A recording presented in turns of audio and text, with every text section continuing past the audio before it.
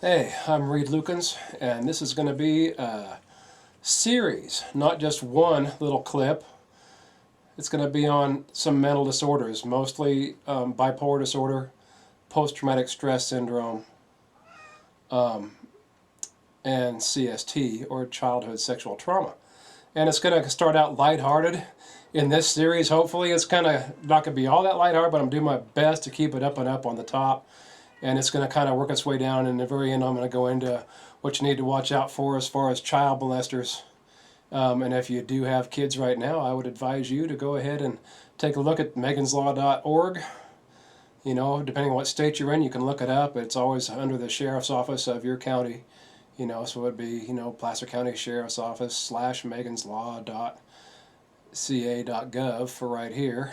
And it'll be .ca.gov for California, whatever, for whatever state you're in. And it's just that easy. Just find out what your local sheriff's office is. But anyway, we're starting out with bipolar disorder. And little history is I've been dealing with bipolar disorder, not myself, but throughout my entire life. My mom had bipolar disorder. You know, they always say when you go out and you look for the perfect mate, you're going to go out and find someone who's just like your mother. And that's what I did. I went out and I found a woman who I thought was just like my mother. You know, my mother was always so happy, man.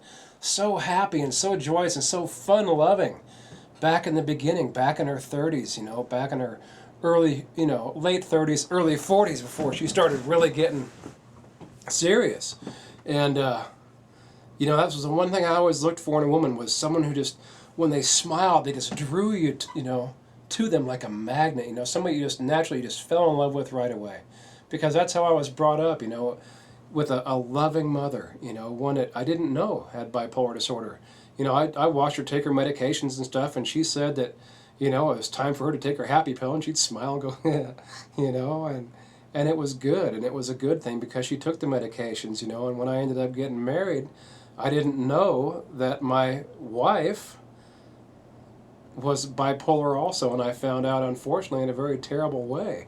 And we're going to go into that later on, too. But like I said, what I'm doing right now is I was a spouse. I was a son of a bipolar disorder female, okay, or manic depressive female, because manic depression is the old clinical name of bipolar disorder. And nowadays, it's bipolar disorder. This is the name's been changed, and I'm going to go into that and why and everything else, too. So you're going to get a lot out of this DVD. And let's get started. What is bipolar disorder?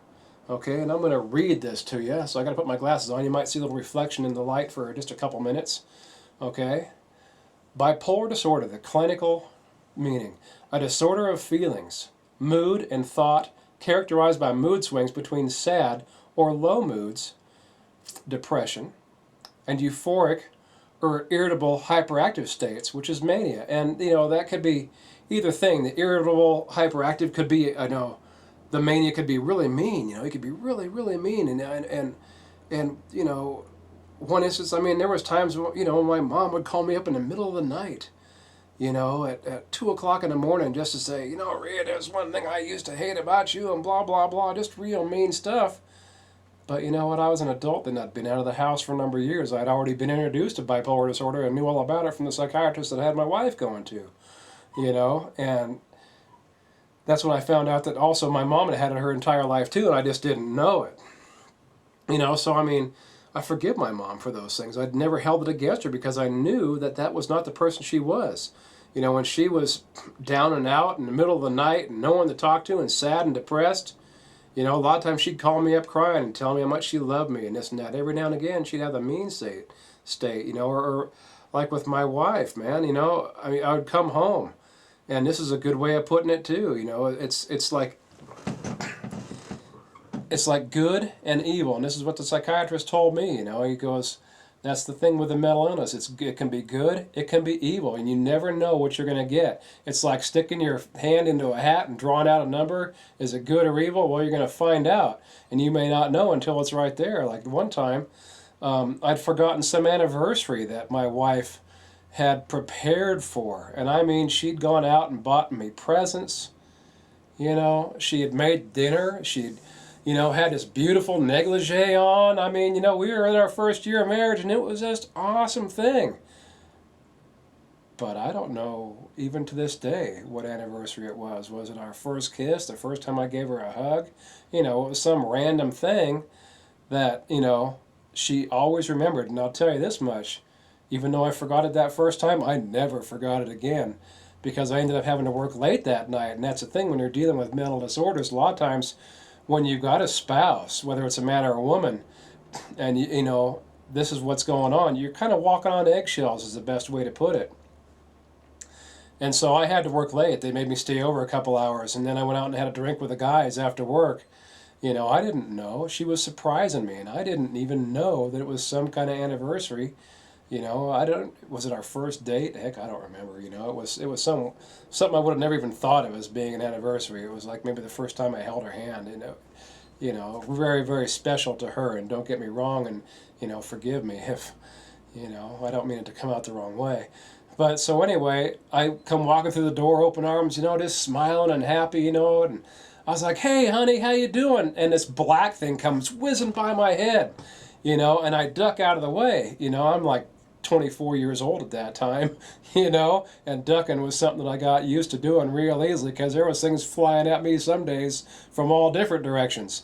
But this day it was a cast iron frying pan, you know, one of those big old 10-inch ones, and it came whizzing right by my head. All I saw was this black thing in his handle spinning, and I moved out of the way, and it went completely and totally through the wall and into the spare bedroom, you know, because the spare bedroom was just right off the entrance of the house that we had back in those days.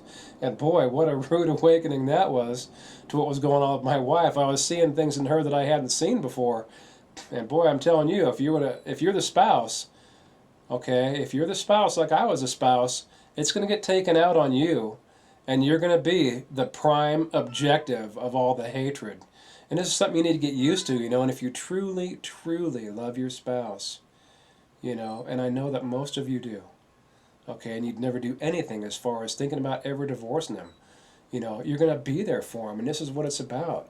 And this is the euphoric or irritable hyperactive states that they're talking about. Man, she was so pissed off. Next thing you know, she's been talking about a minute and just going after me, just screaming at me. And it's like, my mind can't even think as fast as she was clearly speaking those words, you know, before she slapped me upside the head and told me I missed some anniversary, you know. So it's like, what is the rest? Okay, I'm going to give you a little demonstration here. What is my definition of bipolar disorder? Okay, I've got a magnet here. Okay, I've got two magnets here. All right. And basically, bipolar disorder to me, and this is, I've never seen anybody else do it this way, so I hope you guys really, really take the time to look and see what I'm doing, okay? A bipolar disorder, male or female, when she goes or he goes to a party, can be the life of the party. I mean, everybody wants to be their friend, because when they go there, when the door opens and they walk in, the whole crowd just stops and looks at them, and they can feel the goodness. They can feel the happiness of that person. And they know that it's like, wow, I really want to get to know that person. And everybody's attracted to that person, you know, and everybody just comes around them, and it's just like a magnet, man. Everybody is just drawn towards you, okay? And this is how it is. You're the life of the party. I mean, you're the most fun person to be around in the whole world. And this is one thing, this is one of the advantages of bipolar disorder. You know, you're going to walk into these parties, or you're going to walk into your friends' houses, and you're going to be all smiles and stuff, and you're going to have something that nobody else has, and it's very, very special. You know, the ability to draw people in. You know, the ability to make people happy, and you can use this in your favor to help other people also. I mean, when you're in your depressed state, is it going to be the same way? No, and this is what I'm talking about, and this is like a magnet. You know, the one way, it comes together, and it's hard to pull apart. You know, but you turn the magnet around, and now you have the opposite polarized, or what I would like to call, you know, the bipolar depression. And no matter what it is, no matter what goes on, you can't put these two magnets together. They're always fighting each other, trying to go one way or the other. You know, this one wants to go to the sides and stuff, but there's no way you can stick it unless you actually hold it really, really tight. And this is the other side of the coin, and unfortunately this happens all too often too. And what the other side of the coin is that You know, here you are, you're the life of the party, and the next thing you know, you start feeling sad. You start feeling depressed, and there's no reason for it. You know, maybe you've gone off to the bathroom and you're all alone, you know, and all of a sudden some terrible memory hits you, you know, and the next thing you know, you're drawing a tub and you're in there thinking about slitting your wrists, you know, and everybody's running from you in terror. And that's what I mean. This is bipolar disorder. You're out of the life of the party where people are running towards you and everybody wants to be your friend and be around you, and you know, or everybody's afraid of you. You know, you've turned mean. Maybe you're beating people up if you're a guy. You know, you've gone to a party and somebody spills a beer on your pant leg on accident or something, you just turn around and just beat the crap out of them. You know, this is the kind of thing you have to put up with. So I'll go ahead and finish reading this, okay? It's low moods, depression, and euphoric or irritable hyperactive states, mania, with intervening periods of normality. And normality, you know what? Normality is not the high spots when you're the life of the party, okay? I mean, that's the spots that we all crave, that every human being wants to be like you. Everybody wants to be just completely and totally happy, just like you. But normal people, they're not going to get that way. They're going to have a smile on their face. You know, but what's behind it, you know, it could be a deep, dark secret they don't want anybody to see, but they're going to force that smile out anyway, and that's normal. You know, the mood swings can be either rapid, which means they can happen. I've seen it happen in minutes with my wife. And I mean literally, you know, 2 to 3 minutes later, you know, she's a completely different person. I've seen her go from being sad, just so sad, where she's crying and crying and crying and saying, "Oh, I love you so much. I don't deserve to have you. You're just the greatest husband, you know, and you don't deserve to have a person like me as your wife. You deserve so much better," and so on and so forth.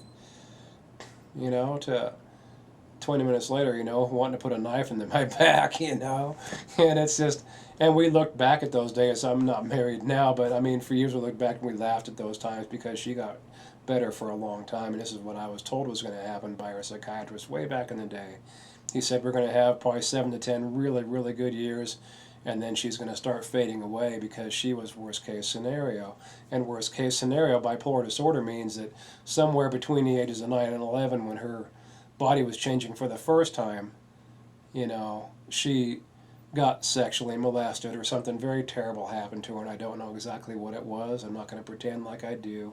I do know some stories, and they don't need to be spread, you know. And the psychiatrist told me then that she was a time bomb and that she was going to run between the ages of 46 and 48.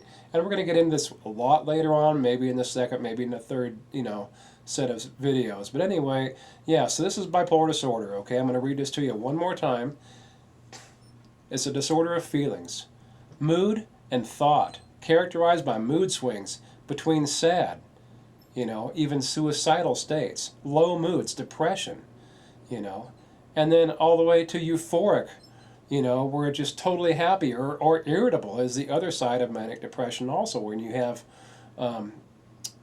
both sides of the magnet working against you. You're not only manic, but you're also depressed at the same time, and this is where you get the irritable side, you know, which is what I usually, you know, refer to as, you know, out of the frying pan and into the fire. Phew!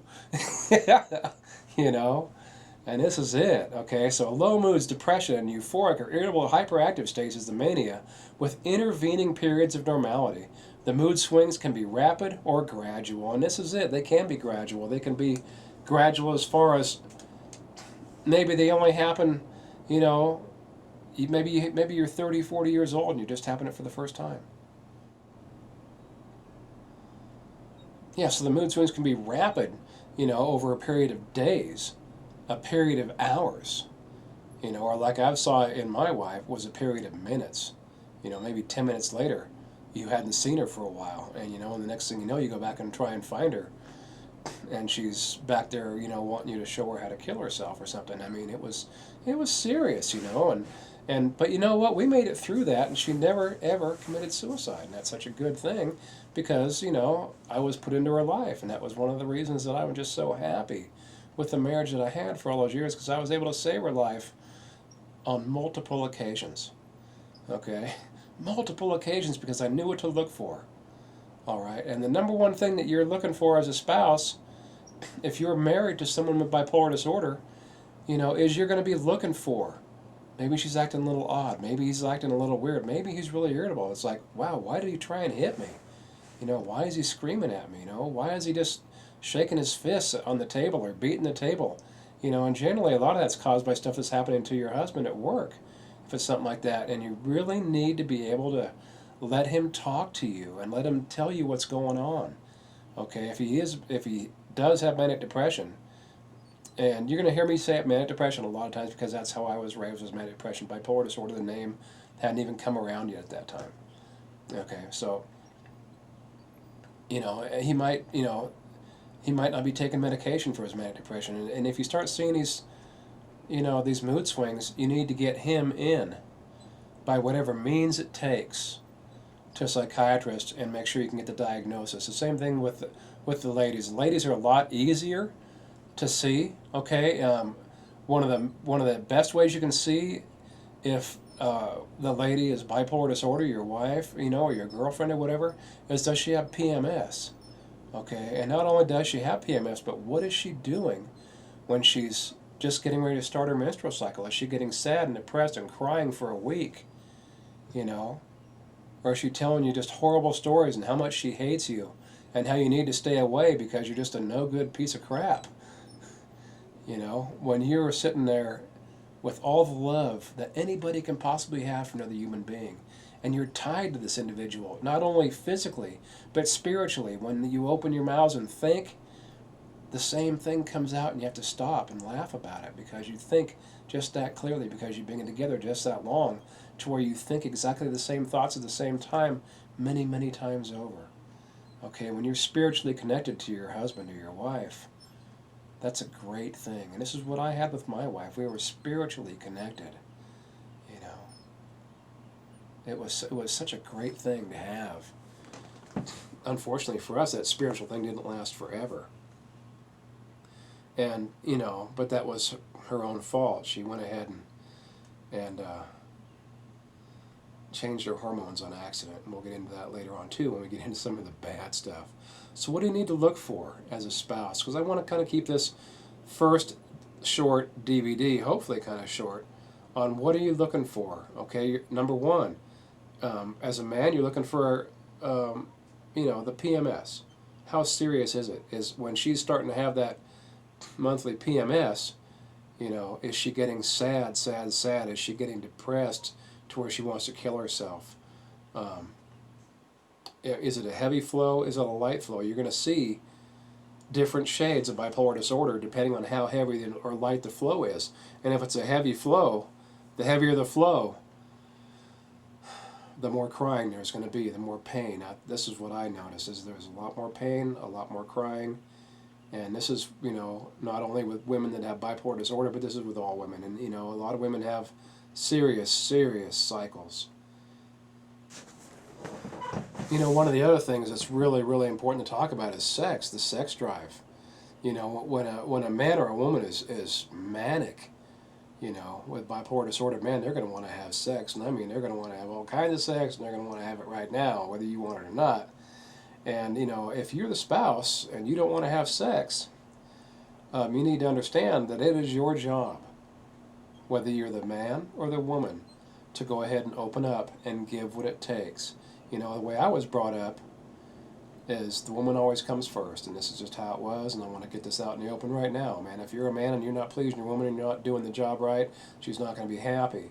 Does this have anything to do with bipolar disorder? Well, it has to do a lot with anything and everybody, so, you better get that, straight right now, because if the woman doesn't come first in your life, in every count, including sex, then you're not going to be satisfying her throughout your life, okay?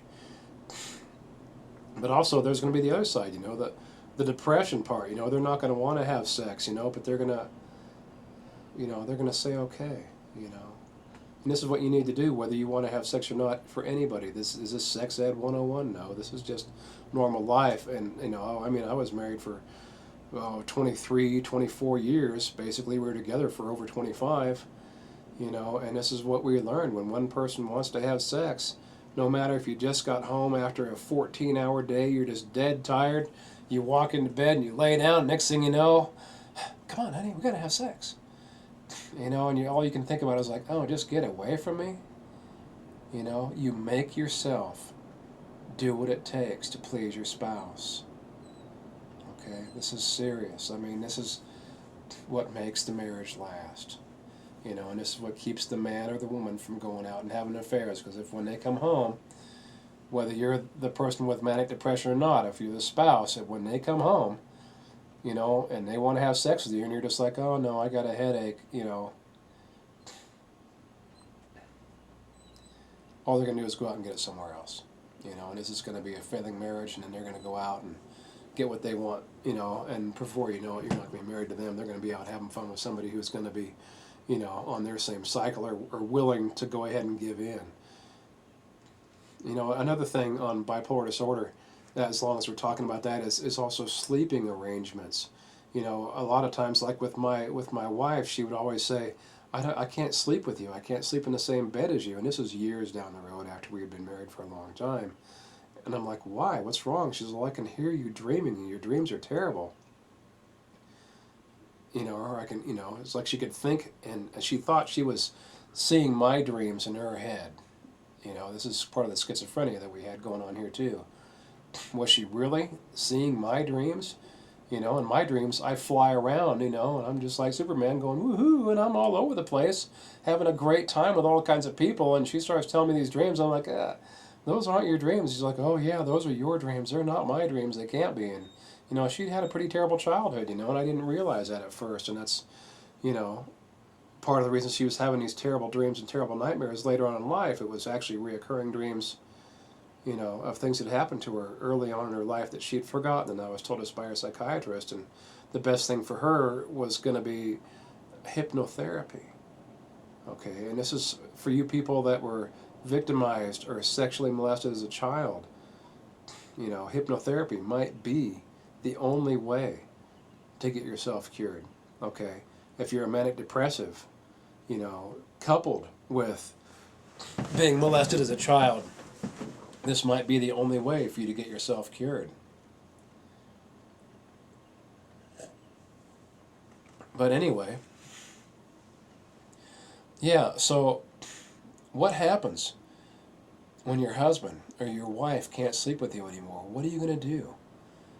Is it because they don't love you? No, it's not. And this is one thing you need to find out too.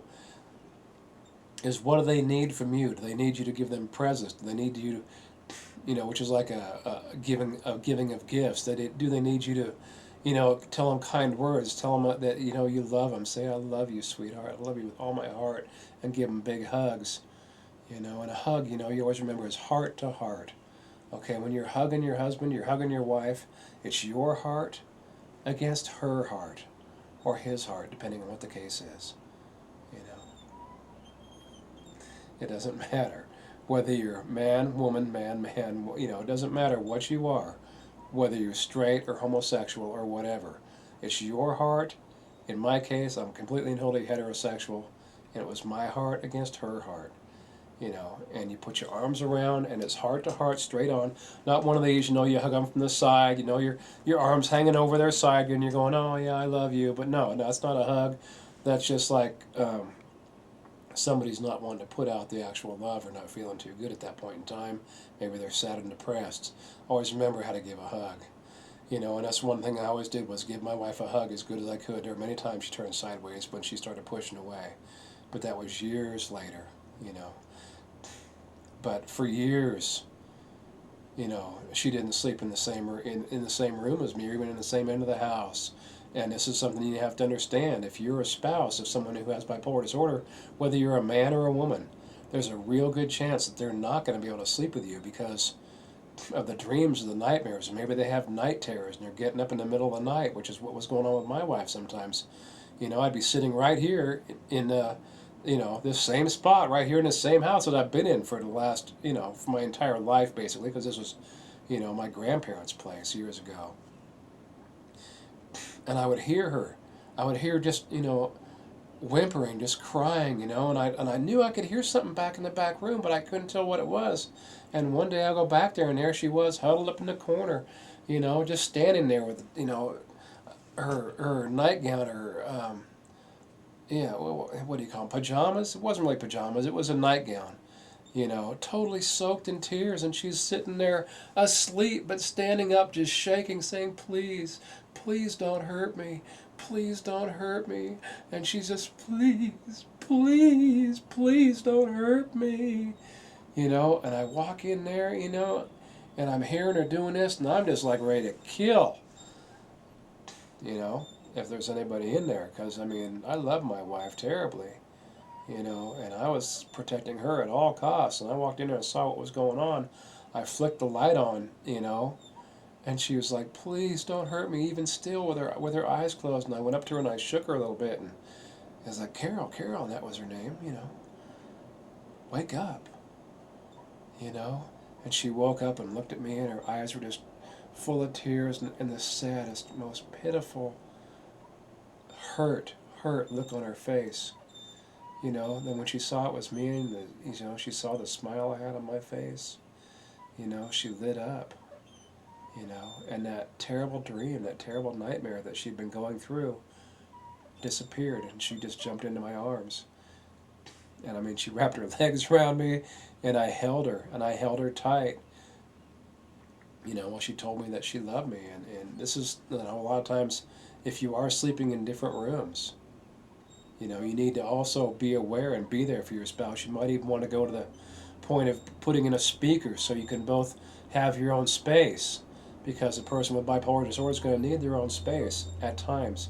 Now that you're first married, you've been together a few years, you're sleeping together, if you have bipolar disorder and you're uncomfortable with this, be honest with your spouse now before you drive each other apart. Okay? I mean, I knew this from the get-go. I mean, I knew what I was dealing with. Did I like having a wife that lived in the other end of the house? Or, no, I didn't. I didn't like it, but you know what? She was my wife, and I promised to love, honor, and cherish her, in sickness and in health, till death do us part, throughout the entire days of my life.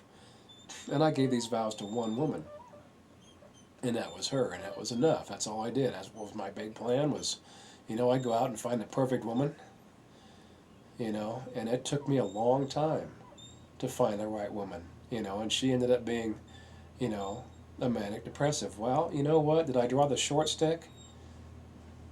You know what? I didn't get a normal lady, because she wasn't a lady who had normal bipolar disorder like most of you are going to have. She not only had the bipolar disorder, but she was coupled with schizophrenia. Okay, and it was also coupled with the fact that she had been terribly, terribly molested for years as a child, and I didn't know this, and when I brought it up to their family, boy, I'll tell you, because I'm willing to talk about this stuff, and they're not, all hell broke loose, and we haven't spoken in many, many years now, because, they're embarrassed. And I was like, when they came up to me, when I told them that I was trying to do an intervention, and I needed their help, I wanted to get her sister and her mom, and her niece, and our daughter and her friends together to get her in when she was starting to run, just like I was told she was going to do. And I told them what was going on with the psychiatrist that we'd been to and how he'd told me exactly what stages were, they said no. They wanted no part of it, that none of that had happened, and this wasn't true. And I'm like, you need to understand, this is true. It's already been professionally diagnosed by a doctor and a psychiatrist. Or was it two doctors? It was actually a military doctor, a military psychiatrist, who was probably the best person I ever went to. And if you're in the military, this is a big plus, and I want to stress this to you right now. Take advantage of what you have. I mean, when it comes to post-traumatic stress, and the best psychiatrists and people that have gone through hell and were willing to go through hell for you because they've been there. Maybe they're Vietnam vets that are now, professional psychiatrists, professional psychologists, and they're still in the military. You have the best help in the military that you can possibly get because they've been there. If you're on the outside looking in, okay, and you need to get help, Okay, and you need to get a psychiatrist. When you're looking for a psychiatrist, look for someone who's a, retired vet, or, someone who was a vet at one time and has seen and dealt with hundreds and hundreds of cases in the military. You don't just want to go to someone who's, saying, oh yeah, well, you'll be the first case I ever had for bipolar disorder, but I'm schooled in it. Like, hello. No, they're not schooled in it. They don't know jack shit. This is what happened to me. I made that mistake. The guy starts telling me about how he's molested as a child and blah, blah, blah. And I was like, okay, I can give him a chance, because he said, at least he knows something. But he ended up basing, what he thought was right on what had happened to him as a kid. And unfortunately, that's not what the sheriff's office and Child Protective Services ended up thinking in my situation. So, am I going back and forth here on a lot of things and covering a lot of subjects at once and skipping around? Yeah. And why am I doing this? Is it because I have bipolar disorder? It's like, no, this is how I was raised, in a family that was, dealing with mental illness then. And if, you run into people that say, oh, man, there's mental illness in his family, they're just like, oh, screw that, and they just turn around and, walk away from you, more than likely that's the reaction you're going to get from people that have mental illness in their family. They're so embarrassed about it, or it's so terrible, they're not going to be able to admit it and don't want anybody to know about it. Maybe they've got a brother or a sister that's in a mental ward or whatever, and this is what happened with my wife's family.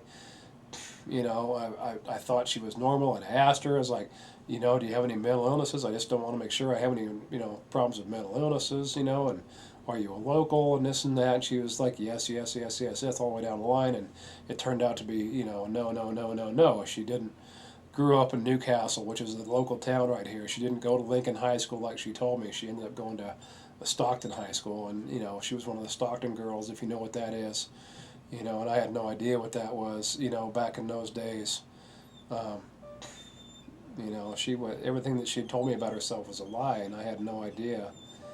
But this was extreme mental illness, and this is what we're going to get into in the later DVDs. I'm touching on base here, giving a little bit of prelude to what's going to be happening down the road. And yeah, my wife was seriously mentally ill. And the psychiatrist referred to her as being a time bomb. Okay, and this is what he told me back in 1984, um, when I first actually got her in to get the help, and I'll get into that later too. But he said she was going to end up leaving between the ages of 46 and 48, like I've already said, when her body starts changing for the second time. And for you people that are watching this, the ladies who were sexually molested as a child, okay, I'm going to spit this out right now, because this way you won't have to sit here and watch all these DVDs.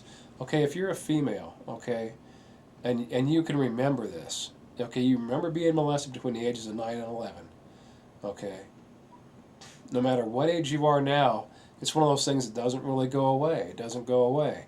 But because your body was changing at that time, between the ages of 9 and 11, maybe 8, to 12, but generally it's going to be between the ages of 9 and 11 almost every single time. Okay. When your body starts changing again, in the beginning stages, like, between the ages of 39, and like 45 or whatever, it can be anywhere from 39 to 55, but generally it's going to be, in your late 30s to early 40s when your body starts changing. You might start having nightmares again, just like you have when you're a child after it happened to you. And the problem is with this is that because it happened so long ago, okay, when your body was changing for the first time, now that your body's changing again, all of a sudden these nightmares are coming out of nowhere. And here you are, you're married, you have families, and you're having these terrible, terrible nightmares of being raped and so on and so forth. And, this is supposed to be, trying to keep this DVD on a happy note, but, and this little spot here, just forgive me, but it needs to be put in this one, in the very first one, so you guys don't have to sit here and watch throughout the whole thing unless you really feel compelled to do so. When your body starts changing again for the second time, okay, in your late 30s to early 40s, you're going to start having nightmares. It might be nightmares that last all night long. It might be nightmares that, start coming once a week, then start getting more and more frequent as your body's changing more and more and more. And you're not going to know what's going on. And your husband's there, and he's like, hi, sweetheart, come on, let's have sex. And you're going in there and you're being real hesitant. It's like, I really don't want to have sex, but he's wanting to have sex with you, okay? And so you're going ahead and letting him do it, and you're hating every minute of it, because here you're remembering what was going on, 30 years ago. You're having these terrible nightmares. That's all you can think about. Okay? And this is what you need to do. You need to understand that it's not your husband's fault. Okay, a lot of women, you're not going to be able to remember that this is going on.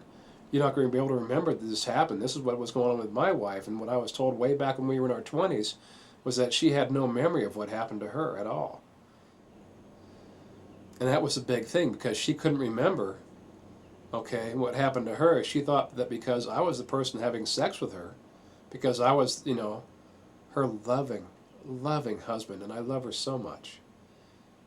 Okay, and I do. Even still today, I love her so much. That she gave me the blame as being the cause of her nightmares, when she never even came out and told me herself that she was molested as a kid. She told me, what she remembered, and yes, it did happen. She woke up with, football players on top of her, and this kind of stuff, and it was, it was a terrible thing. They drugged her unconscious, and she was raised in gangland Stockton, and if you're a gangbanger, you know what happens to the girls, man. You get them all drugged up, and woohoo, it's fun time, and if they're passed out, well, they're not going to know what happened to them. Fortunately for me, I wasn't raised that way. I just got married that way, and I ended up marrying someone who was, actually sold to a gang, and I know this is a fact because her brother told me. And it's like, the stories I started hearing once I found out that, my wife wasn't a local, that she wasn't from Newcastle, that she'd lied to me. In fact, that was one of the things that he said. He goes, man, she's not the person you think she is, man. I'm really sorry. I couldn't tell you before you got married, but it's like everything she told you was a lie. And this is the same thing the psychiatrist told me, is that she was a pathological liar, and everything she told me was a lie, and that I needed to leave her right then and there. And I was like, this is my wife, I'm ready to just kick their butts for telling me stuff and trying to bring me down. And it's like, you know what? I married a good woman. I didn't know that she had serious problems. And so you ladies, if you were molested as a kid, get the help you need now. If you're in your early to mid 40s and you're having the nightmares, and you're thinking about leaving your husband, and you're just going ahead and treating him like crap. You're not talking to him. Every time he comes up to give you a hug, you turn around.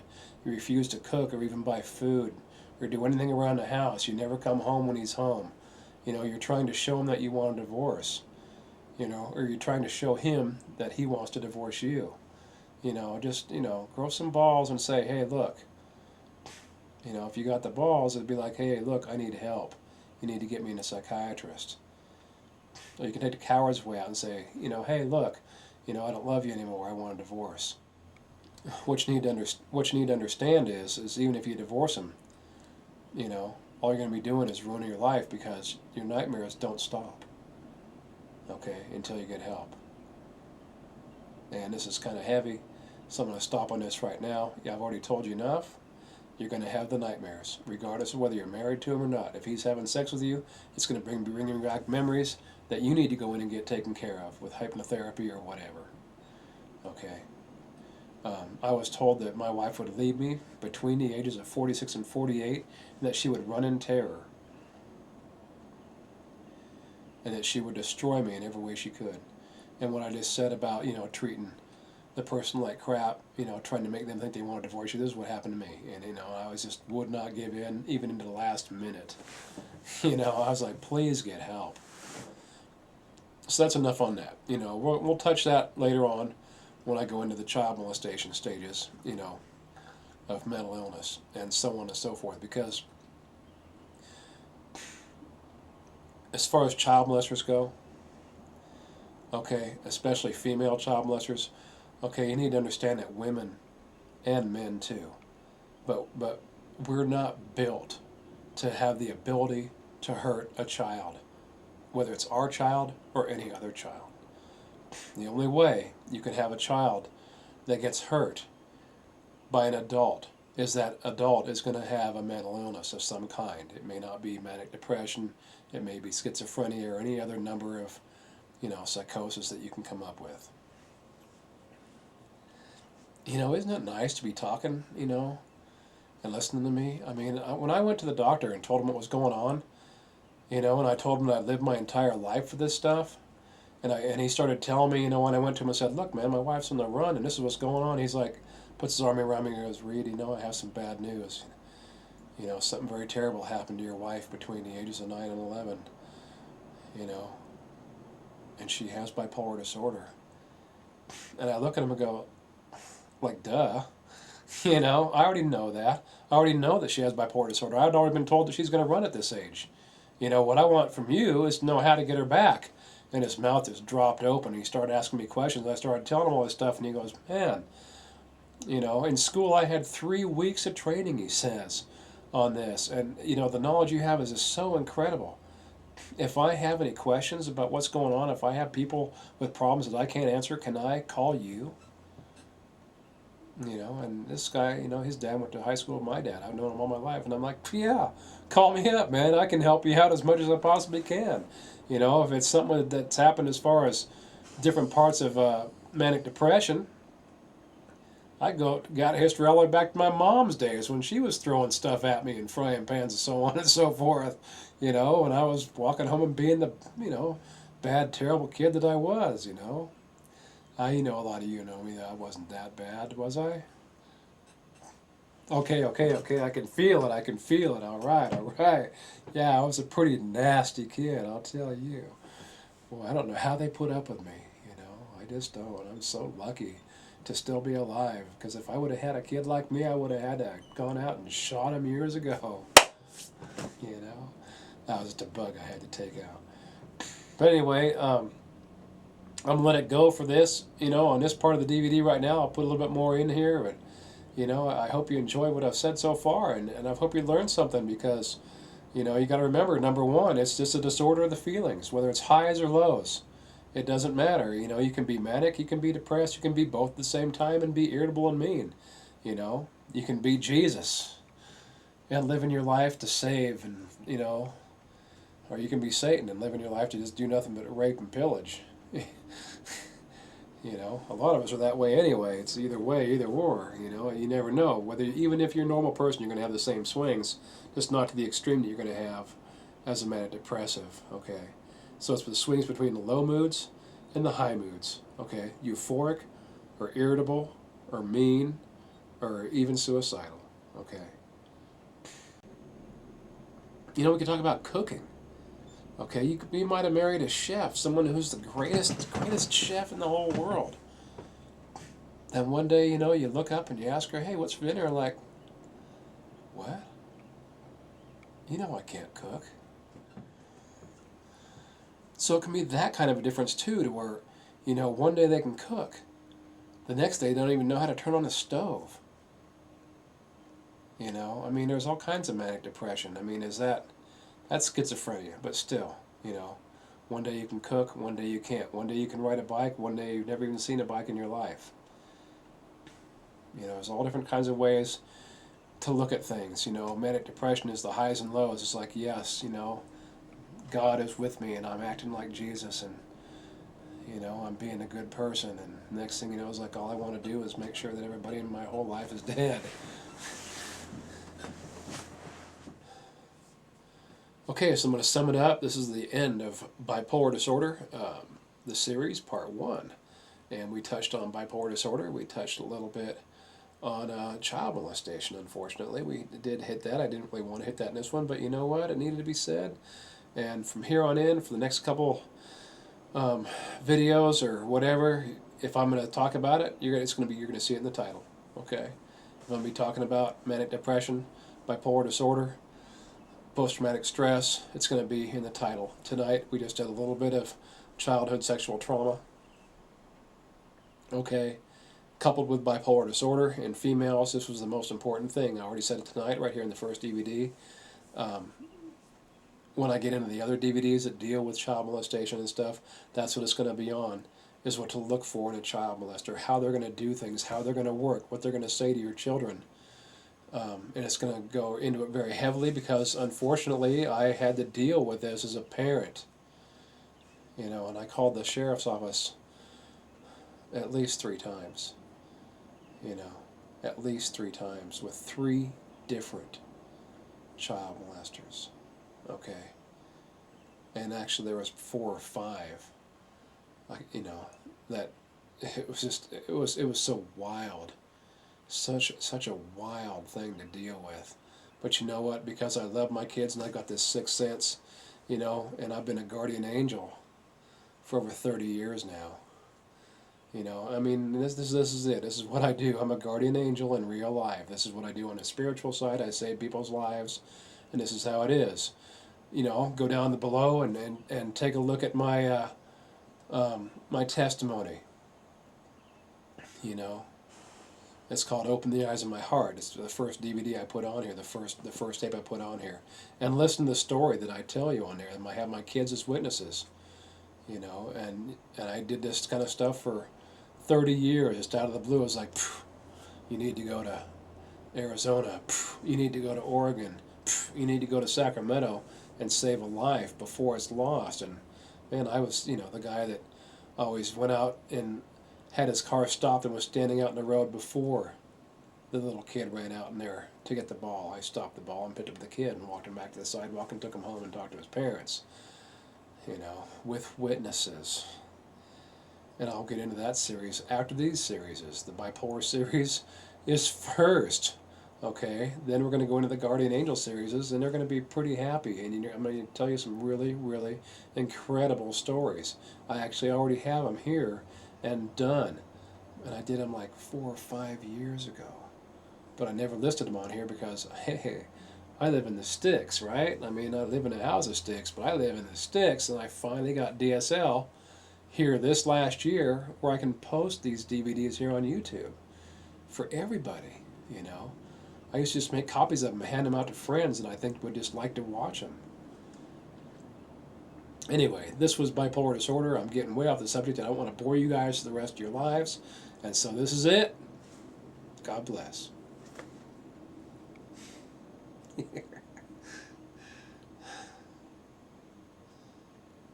Bedtime for Daddy.